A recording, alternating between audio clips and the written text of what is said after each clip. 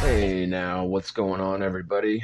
Jon TheMorgile here, checking in for a new Static Plain Truth video for you. I hope you'd enjoy it. So today we're going to do some NASA news. So let's get right into it. I guess first off, this news might be a little dated because as you can see, I'm not live streaming. I'm having to record and then edit and render. The first article is from payloadspace.com.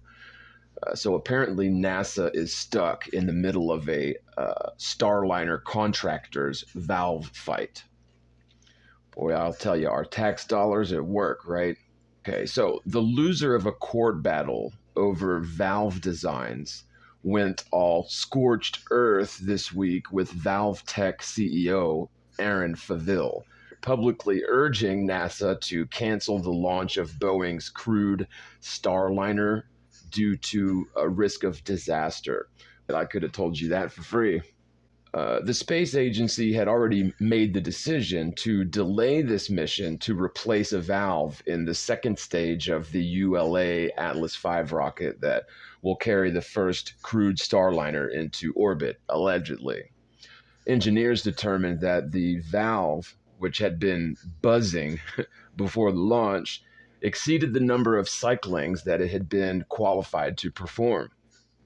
So I guess you could say when your rocket ship's valves start buzzing, that probably ain't good, right? It's rare for like these rival space companies to, call each other out or call out NASA when launch vehicles are facing issues on the pad, right? They tend to stick together and maybe reserve their disagreements for behind closed doors. But in this case, the agency has long insisted that safety is its top priority. ValveTech's surprising allegations stem from a long running court battle that came to an end just this week.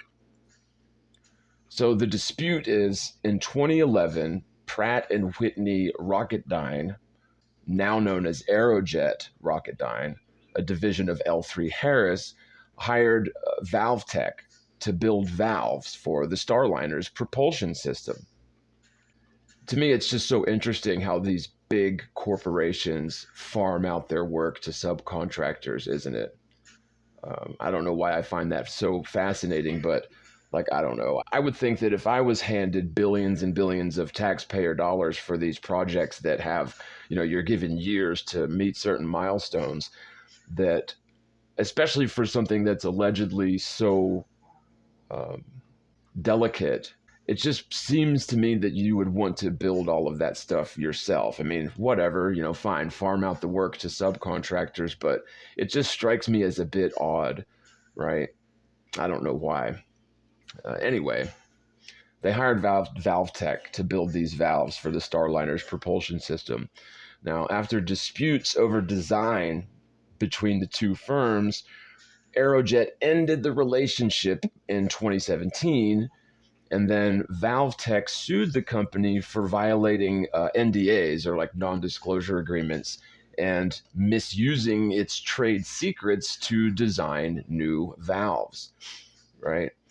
And so that's exactly the sort of reason why you would think that all this top secret classified stuff would be built in-house. Like, why are they farming it out? Now, of course, I'm operating from the assumption that NASA and all these space agencies are nothing more than money laundering operations, which makes a lot of sense if you think about it. And in that sort of a light, why not farm it out?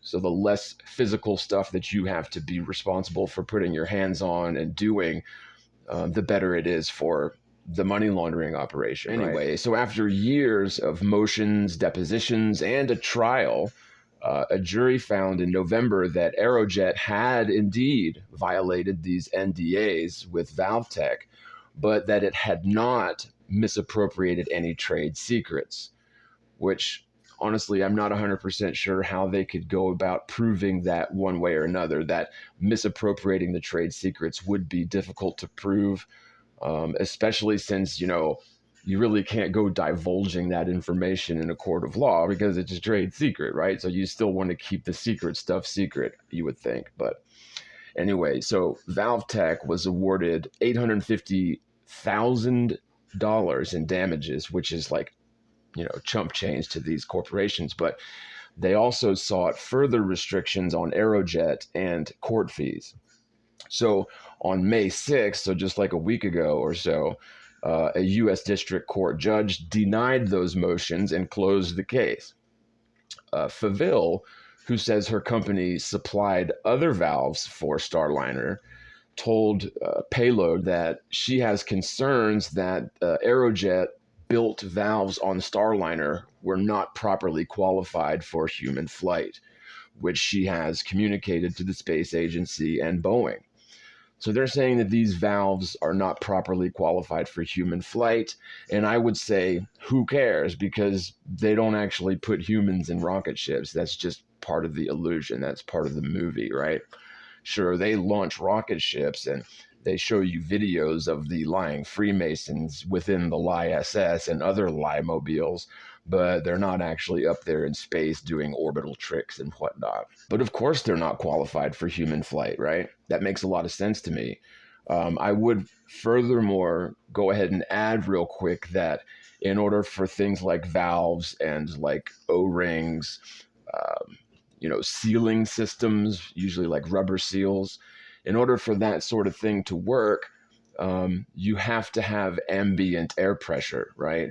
So like if you put a airtight or watertight system that has valves and O-rings and things like that into a vacuum environment, then those O-rings and valves will stop functioning, right? Because they do require the back pressure from the ambient atmosphere to function. So in other words, valves and O-rings and these sort of sealing mechanisms in order to seal airtight joints and mechanisms, they won't work in a vacuum. It's just some of the basic laws of fluid dynamics, right? How magnanimous of her. So first, they're suing NASA because of trade secret violations. But then after they did win that partially, they didn't get everything they wanted in the win. Now they're coming back and saying that, it's a danger to the humans that are allegedly on board the spacecraft. But wouldn't you think that shouldn't that have been their first priority? Like, wait a minute, people are going to die if you do this. No, it's far more important that everybody knows, wait a minute, we're losing money because of this. Like, because everybody knows money's the most important thing ever, even though it's not really. So the Boeing spokesperson said in response to Aaron Faville that the valves meet all NASA and Boeing requirements, and that NASA and Boeing are focused on safety and determining when Starliner will fly. Valve Tech's speculation about the cause of the scrub on Monday night is inaccurate and irresponsible, the spokesperson said in a statement. So he's basically calling her a liar, liar, pants on fire. Okay. So just pausing from the article real quick, isn't it kind of funny though how all of this news coming out about these valves and these court cases all sort of centered around what SpaceX is doing? Let's just keep in the back of our minds that the generic ass astroliers from the 1960s and early 1970s supposedly sent these guys to the moon and back like what, 7 or 8, maybe 9, bunch of times back with 1960s and 70s technology, right? So now we're having to go back and reinvent that technology because I'll let Don Pettit tell you why they're having to reinvent all that technology. I'd go to the moon in a nanosecond. The problem is we don't have the technology to do that anymore. We used to, but we destroyed that technology, and it's a painful process to build it back again. It has nothing to do with the fact that they never actually went to begin with. Because we didn't go there, and that's the way it happened. And such a thing is exactly a pipe dream. No, it's because they destroyed that technology, and it's a painful process to build it back again. So continuing with the article, the problem on this particular mission wasn't in the Starliner capsule, but in its launch vehicle. While Starliner has suffered valve leaks before, which led to a dispute between Boeing and Aerojet in 2022, the ULA-built Centaur is a different machine altogether. ULA CEO Tory Bruno responded to Faville's allegations on Twitter, and he says, quote, "Close to none of it is correct. Not urgent, not leaking, etc. Remarkable that the particular person quoted doesn't seem to know how this type of valve works." So the head of the valve company doesn't know how valves work. Isn't that just typical? But, instead of actually going after the claims that they've made with some sort of physical evidence or proof, he goes for the good old scientific ad hominem attacks, right? So just insult their character, insult their intelligence, and that's way better than actually presenting any sort of facts to the contrary of the claim, right? We all know that's how arguments are won. Just maybe he should have called her stupid and ugly too. That would have been nice. I don't know. But so that looks like that's the end of that first article. But I just think it's funny how technologies that we supposedly perfected, in the late 1960s, we're now having to reinvent all over again in 2024. And they can't seem to get their act together on even simple things like valves and O-rings or whatever. It's called real good engineering. It's just a sign of the times, man. When you've got a bunch of bureaucrats with way too much money on their hands doing these projects that really are just a front for a money laundering operation. We're talking about, a den of vipers, wolves in sheep's clothing, probably just worthless motherfuckers that have never, you couldn't trust them to properly fix a sandwich, right? Let alone build a rocket ship. And yet, because they have the necessary degrees and connections and probably Freemasonic handshakes or whatever, then they are, they're granted these sort of no-bid contracts, these highly lucrative contracts. Okay, so on to the next one. And these are sort of related. As you know, I try to keep the articles in the same vein as much as possible because the standard sort of mainstream narrative of things in modern times, even for like current events like this, there's so many contradictions because they're just lying their asses off about everything, right? From top to bottom. So this is from gizmodo.com. NASA's proposed plasma rocket would get us to Mars in 2 months. So, and it's just from the headline alone, remember, the United States taxpayers spent like trillions of dollars developing and implementing the technology to send the lying Freemasons to the moon, right? Cost billions, probably trillions of dollars, and then untold billions to put the LISS into orbit. All of those technologies that we have been advancing for decades. Now they're going to build a new rocket. So the Starliner, SpaceX's Starliner, was the newest one of these iterations that, as far as I could tell, I thought this was supposed to be like NASA's new workhorse or whatever. But no, now they're proposing to build yet another one. And, if you just juxtapose space technology with any other technology, like let's just say the automotive industry, first we had horse and buggies, and then somebody invented the internal combustion engine and ultimately a motor vehicle. And the original motor vehicles were pretty basic, pretty rudimentary. Like, I know you had to have 2 clutch pedals and they were a pain in the ass to drive, but and very expensive, adjusted for inflation. Cars were very expensive at first. But over time, automotive technology, like any other technology, is going to improve. Things will get more efficient. They become cheaper to produce and more widely available to the general public, right? So we went from horse and buggies to Ferrari or even a Tesla, whatever, within 100 years, give or take.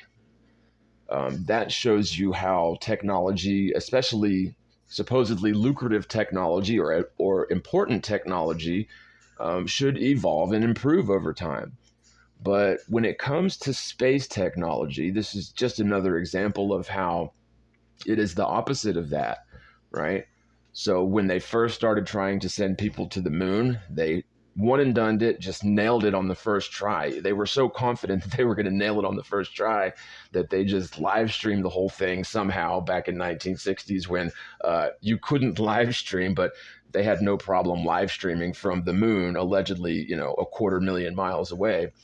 But now that we're in 2024, when, by the way, we were supposed to have, flying cars and our own personal rocket ships and vacation tours to the moon, 2024, and we are less equipped to go to the moon than we were, 50, 60 years ago or whatever. But so now NASA's proposing this new plasma rocket, which they say would be so fast it would get the lying Freemasons to Mars in 2 months. All right, so again, this is from gizmodo.com. The future of space travel depends on our ability to reach celestial pit stops faster and more efficiently. Celestial pit stops, that's so funny. As such, NASA is working with a technology development company, and I wonder how many billions of dollars these fuckers get. Development company on a new propulsion system that could allegedly drop off humans on Mars in a relatively speedy 2 months' time, rather than the current alleged 9-month journey required to reach the little red light in the sky that is not a terra firma sphere in space. It's just a light in the sky. It's just one of the wandering stars. Certainly a mystery. As we all know, the firmament shows the Creator's handiwork. But certainly the lying Freemasons are never going there. NASA's innovative Advanced Concepts NIAC program recently selected 6 promising projects for additional funding and development, allowing them to graduate to the second stage of development. The new science fiction-like concepts, as described by John Nelson, NIAC program executive at NASA, include a lunar railway system and fluid-based telescopes, as well as a pulsed plasma rocket. Okay. Now, again, just pausing from the article there, much like valves and O-rings require back pressure to function, right? So like a pump isn't going to work in a vacuum. It's just going to, anything that's sealed off ain't going to work because, again, you have to have that constant, 14 or 15 pounds per square inch pressure on all, exterior surfaces of a pump. If you put that thing in a vacuum, it's not going to function properly. That's just how physics works. It's basic laws of physics, right? Now, the same similar thing can be said about rocket propulsion. So in analogy, if you've ever been on a jet ski or a Sea-Doo, they haul ass through the water. But if you take it out of the water, it doesn't matter how much gas you give it, the damn thing's not going anywhere because it relies on the water pressure to function as a sort of like a water jet, right? When it comes to rocket propulsion or jet propulsion, the same sort of thing applies. If you take an airplane and try to fly it in a vacuum, it would never work because it relies on the ambient air pressure to function. If you think that you're going to fire off a rocket in the alleged vacuum of space that NASA promises us is just, right above the Kármán line, about 60 miles in altitude, if such a thing actually existed, infinite space as a vacuum, you wouldn't be able to use rockets to propel yourself around. That's absurd. It is a fantasy. Basic laws of physics confirm this. And yet, because NASA, a government agency, swears that it's true and swears that they're sending shit, all the way past Jupiter and past the alleged limits to our so-called solar system, people just have to believe it. Why would NASA ever lie? That makes no sense. NASA would never lie. They're doing science up there in space, remember. So this potentially groundbreaking propulsion system is being developed for SpaceX. by Arizona-based Howe Industries. To reach high velocities within a shorter period of time, the pulsed plasma rocket would use nuclear fission, the release of energy from, atoms splitting apart to generate packets of plasma for thrust. And, if we just grant them conceptually, for argument's sake, that such a thing is possible, and we'll get to that, but we'll just say, okay, fine, you're doing plasma bursts for thrust. That's fine here, on Earth, on near the ground, within the troposphere, where we've got, again, that ambient back pressure of the air.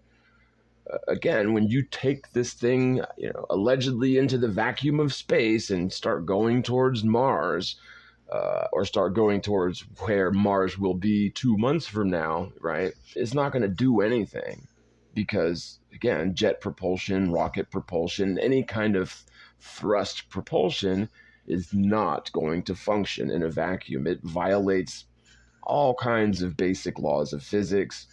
And the fact that NASA and the rest have been able to get away with such a whopping, obvious lie for so long is pretty damn amazing to me.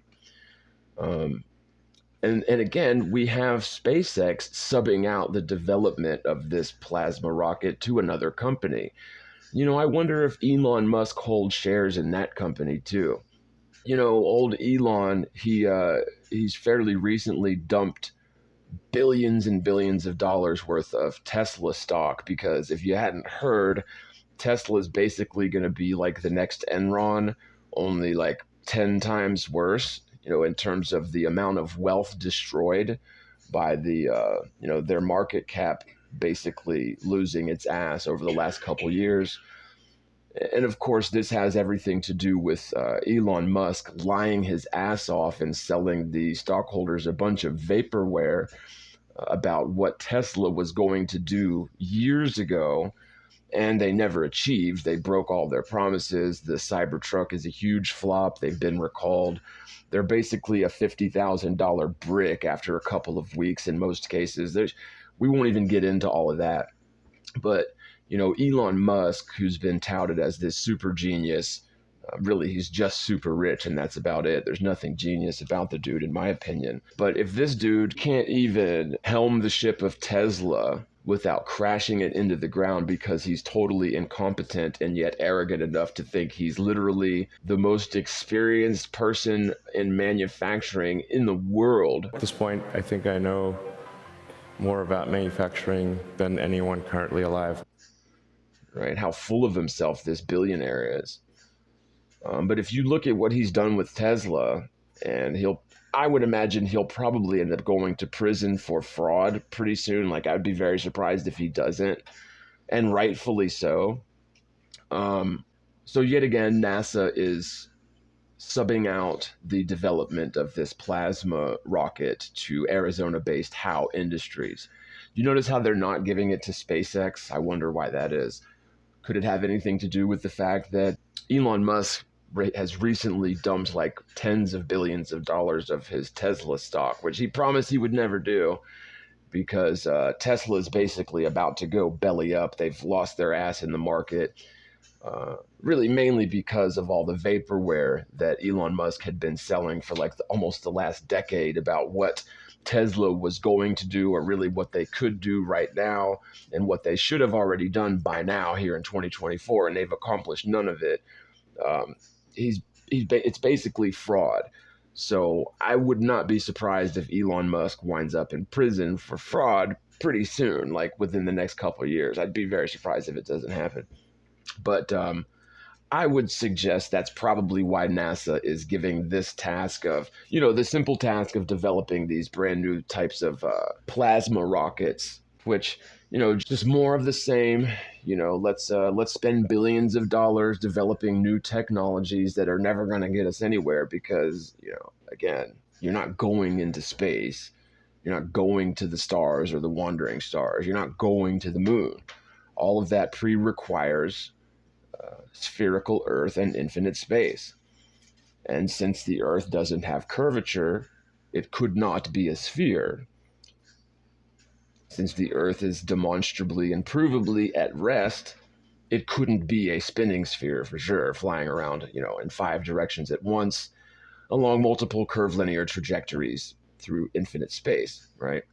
So if none of that's true, then frankly, the entire cosmology that we were brainwashed under duress into believing as children is all just a pack of lies. It's nonsense.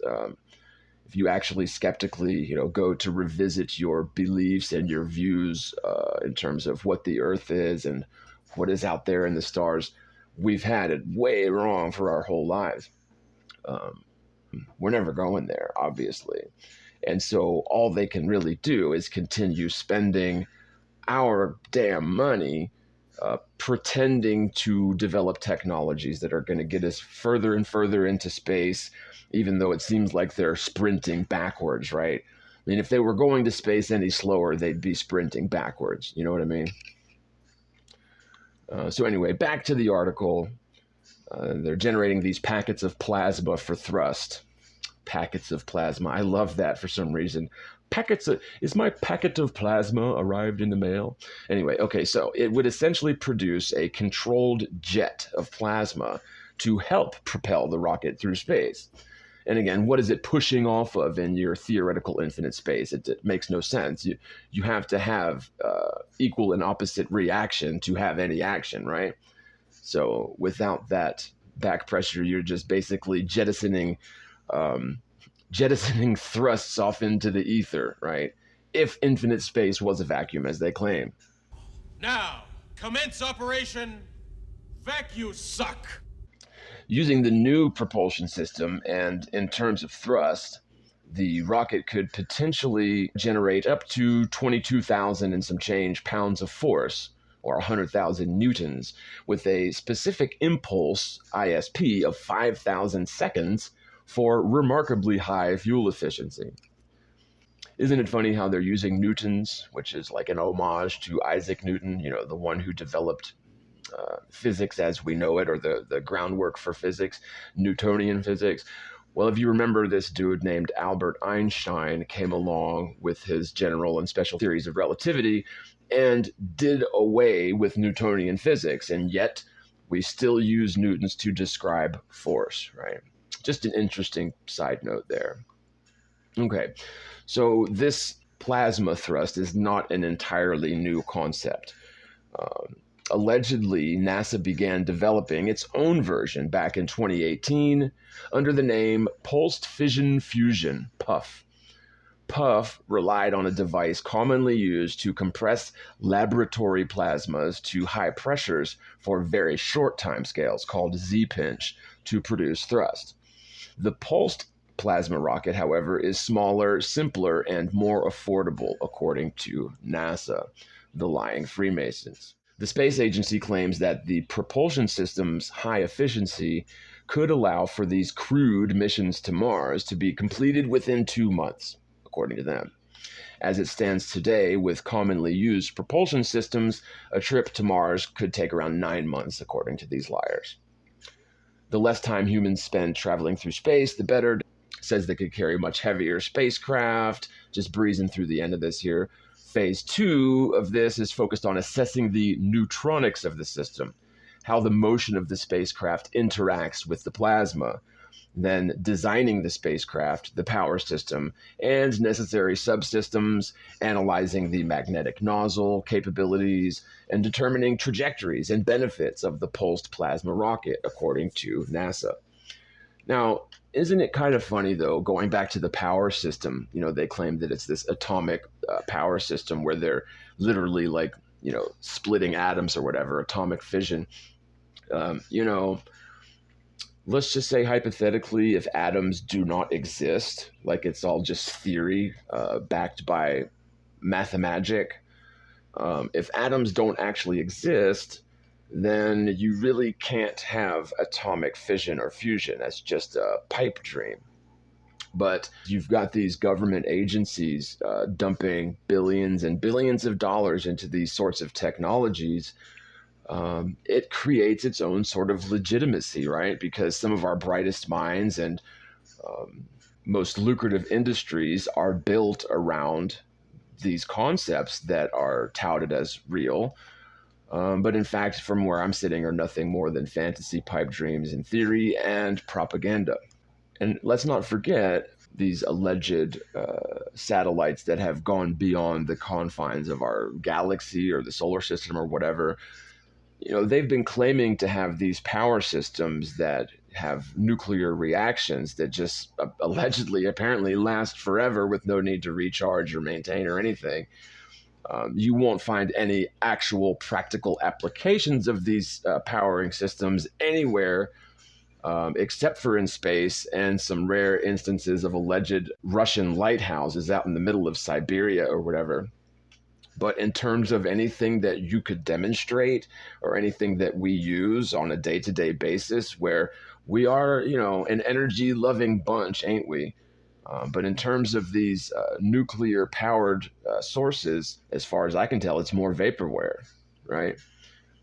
Because again, if you sort of conceptualize what an atom is, you've got, like in the middle, you've got the protons and neutrons as the nucleus, and then sort of around those in layers are the electrons, and it kind of looks like a little heliocentric model, doesn't it? So according to science or scientism, we've got little heliocentric models as the smallest parts of everything. And I just find that all to be quite absurd. And so now, just sort of comparing and contrasting these first two articles, we were talking about the litigation in terms of the valves. And now the second article, we're talking about the plasma fusion pulses or whatever for propulsion. For all of this bravado and all this money that they're dumping into it, really, what technologies, what benefits has humankind received as a result of all the countless money that we've been dumping into space, for 70 years or whatever? And the list is very short indeed. Now, this isn't to say that NASA doesn't patent inventions. They do indeed. Sometimes they claim it's over 1,000 a year in terms of new patents that they're filing. Sometimes they claim it's way less. It's hard to get an actual number because a lot of that stuff is classified, so we'll never see it. But the thing is the stuff that NASA is patenting is obviously coming from their guys on the ground that work in labs on the ground that are not astronauts, that never claim to have been in space. They're just, highly educated, technically capable people with a lot of money at their disposal. And so they are allegedly, apparently able to invent things and patent things on the ground. But in terms of things that have been invented in space, is just one thing, as far as I know, and that's the zero-G coffee cup that was invented by the lying astronaut Don Pettit. And that was in like the 90s, or it hadn't been that long ago. So, the concept that NASA and these space agencies, these other space endeavors, are a good investment because it's benefiting humankind is absurd. Like, change my mind. Show me any evidence to help me conclude that NASA is a good investment, other than, if you're wanting to launder your money or maybe increase your portfolio, maybe it's a good investment because it is guaranteed and sort of subsidized by the U.S. taxpayer. But sooner or later, NASA is going to crash and burn, just like SpaceX, just like Tesla, because you cannot capitalize on vaporware and Ponzi schemes forever indefinitely, right? Okay, so let's go on to popsci.com for another article. SpaceX reveals new sleek spacesuits ahead of upcoming historic mission. So let's get this straight. SpaceX's rockets are exploding before they get past the Kármán line. Their parts are falling out of the sky, but they're also developing sleek new spacesuits because, you can't go into space without being stylish, right? That's one of the most important things when it comes to space is you got to have that riz, bro. Got to have that space riz. I mean, it's definitely nice. It kind of looks like something out of Halo, only gayer. Okay. SpaceX has revealed its new Extra-Vehicular Activity Suits, or EVAs. So these EVA suits, Extra-Vehicular Activity Suits, that could make their low Earth orbital debut by summer's end. The new uniform is described as an evolution of the spacesuits currently worn by astrolires aboard Dragon missions, which are designed solely for remaining within pressurized environments, right? So it's a spacesuit that you can't actually wear in space, right? The old ones were. That's so funny. So why not just wear gym shorts? You know, if you could only wear it in a pressurized environment, you better not try to take it in space. Really, though, you better not try to take any of that shit to space because of, the pressure differentials, of course. If you were to take one of their spacesuits into a high vacuum chamber, the thing would puff out, explode, and then your blood would start to boil and your brain would pop, right? It's just we need barometric pressure in order to function, right? Like, have you ever seen them take the blobfish or whatever out from the depths of the ocean? It just looks like a little pile of goo, right? But in its natural environment, it looks more like a fish, right? Because it's a much higher pressure down at the bottom of the ocean than it is here on the ground. And a similar thing is going to happen when you take an astrolire into a super high vacuum. The one guy way back when that was an astronaut that worked for NASA, that they put him into one of their high vacuum chambers on the ground with the spacesuit on, and they had to cut it off because the dude was about to die, and like first he felt his the saliva in his mouth boiling because of the lack of pressure, right? So yeah, that barometric pressure is a biz niche, isn't it? Okay, so anyway, the new uniform is described as an evolution in the spacesuits currently worn by astronauts aboard Dragon missions, which are designed only for remaining within pressurized environments, so totally useless, basically. In contrast, these new EVA suits, though, will allow astronauts to work both within and outside their capsule as needed, thanks to a number of advancements in material fabrication, joint design. Damn, they got NASA designing joints? I gotta try one of those, dude. Enhanced redundancy safeguards, as well as integration for a helmet visor heads-up display. Announced over the weekend, the SpaceX EVA suits will be worn by the 4 crew members scheduled to comprise the Polaris program's first mission, Polaris Dawn. First launched in 2022, the Polaris program is a joint venture through SpaceX intended to rapidly advance human spaceflight capabilities. So what, they'll stop running backwards and they're actually going to do something? Because again, spaceflight capabilities have gotten markedly worse over time since, it was the bee's damn knees back in the 60s and 70s. But now that we're in the future, the best we can do is low Earth orbit, right? So, but I do think it's funny, like, and the reason that I wanted to bring up this article was because isn't that just so typical of these types, the Elon Musk types and the NASA types, when their rockets are falling out of the sky, they can't seem to accomplish anything that they've claimed they're going to accomplish. They can't seem to accomplish any of their goals. They're suing each other over valves, telling on each other because their shit isn't qualified for human use. They're going to build new spacesuits, right? And I just should point out that the U.S. taxpayer already spent billions of dollars developing the original EVAs, decades ago, and allegedly they worked just fine, defying all laws of physics. Now they got to build new ones, right? Because why not? Why not waste our money on some shit that don't matter, right? Of course, that's a good way to spend our money, for sure. I think that we need to spend way more money on creating more bombs to bomb innocent people with and spacesuits. Targeted no earlier than summer 2024, so any day now, right? Polaris Dawn will mark the first commercial spacewalk, as well as the first spacewalk to simultaneously include 4 astronauts. So it's going to be a commercial spacewalk, and they're going to have 4 astronauts doing it at the same time. Well, isn't that just a groundbreaking record, right?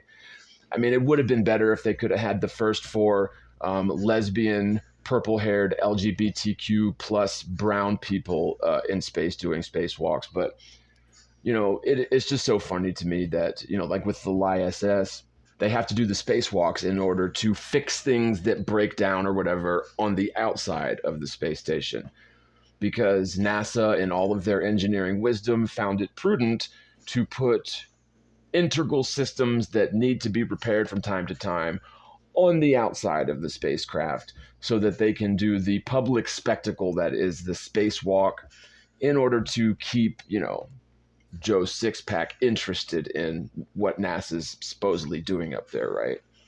Typical. So they claim that these new capsules, these new spacesuits are going to take people to Mars. I'm here to tell you it's never going to happen.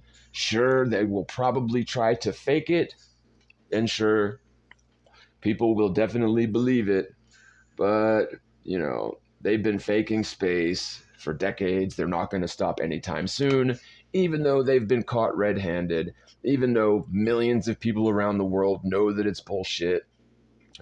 We just haven't reached that critical mass. So as long as they've got the media in their back pocket and they're able to prevent a certain percentage of the population waking up to this truth, they can just get away with it, right? It won't even affect them in the slightest until, at least, say, half of the people understand the truth. But it is a sad and difficult thing because people are just so hardwired, thanks to the federal indoctrination system. People are hardwired against accepting this truth. So you can show people proof that NASA's lying. You can show them proof that the Earth is a stationary plane. It's not spinning around in space and flying around. Endless proof. I mean, there's literal never-ending mountains of evidence to prove this fact. People will reject it with both hands. And again, I'm convinced it's a self-defense mechanism because they've sort of associated our paradigms or our worldviews with this concept of infinite space, right?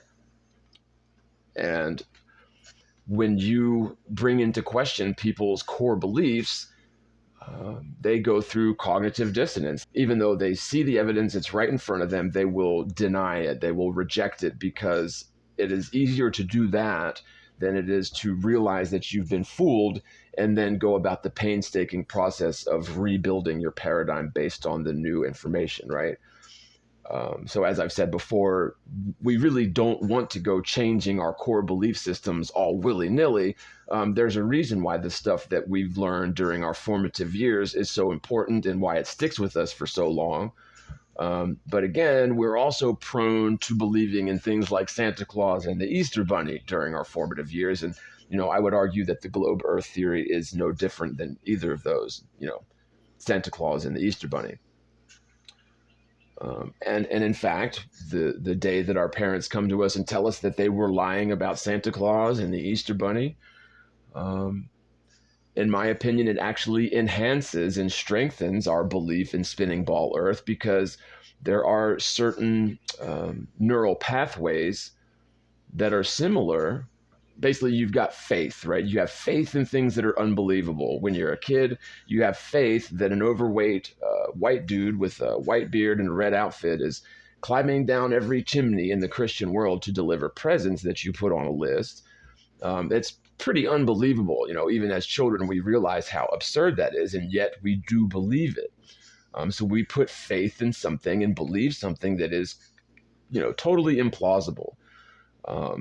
Similarly, the concept of living, stuck to the side of a spinning sphere in space, flying around millions of miles an hour, that is very unbelievable too. But so it occupies similar neuro pathways as Santa Claus or the Easter Bunny. And in such, when they take away Santa Claus, then the fantasy next door, the spinning ball Earth, gets a sort of boost. Like it fills those shoes quite nicely, I would argue. It says here that NASA Artemis 3 astronauts had their suits designed by Prada. Yeah, man, that's tax dollars well spent. Get the fuck out of here with that. That's crazy, man. Absolutely nonsensical. with that, you guys, I'm going to wrap this one up. Although I've got another video that I'm working on finishing right now, so I should have that out within the next week or so. Bear with me, new content is coming. Want to give a big thank you and shout out to our channel supporters. Love you guys very much.